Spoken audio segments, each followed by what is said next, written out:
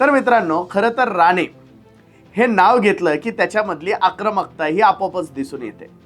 कारण वेगवेगळ्या सभांमध्ये असेल, वेगवेगळ्या पत्रकार परिषदांमध्ये असेल, प्रत्येक वेळी राणे कुटुंबीय हे वेगळ्याच मोडमध्ये आपल्याला दिसतं.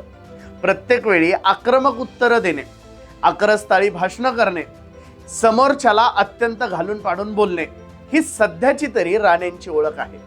कधी काळी मुख्यमंत्रीपदी बसलेले नारायण राणे आणि त्यांचे हे दोन चिरंजीव शिवसेनेमध्ये होते आणि त्यामुळे अर्थातच शिवसेनेचा एक आक्रमकपणा यांच्यामध्ये नक्कीच भिनलेला आहे.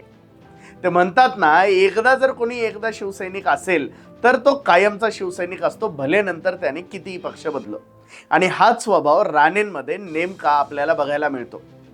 कुठल्याही गोष्टीच्या वरती डायरेक्ट अंगावरती जाणे, त्याला थेट धमकावणे, त्याला थेट चॅलेंज करणे, हे सगळे प्रकार राणेंचे कोकणामध्ये वारंवार आपण बघत असतो.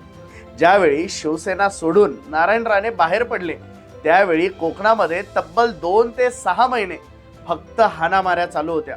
कधी शिवसैनिकांची त्यांच्यावरती होणारे हल्ले, तर यांच्याकडून होणारे शिवसैनिकांवरती हल्ले, या सगळ्या बातम्या त्यावेळेस सगळ्या न्यूजपेपरच्या फ्रंट पेजवरती येत होत्या. अर्थात हे असे राणे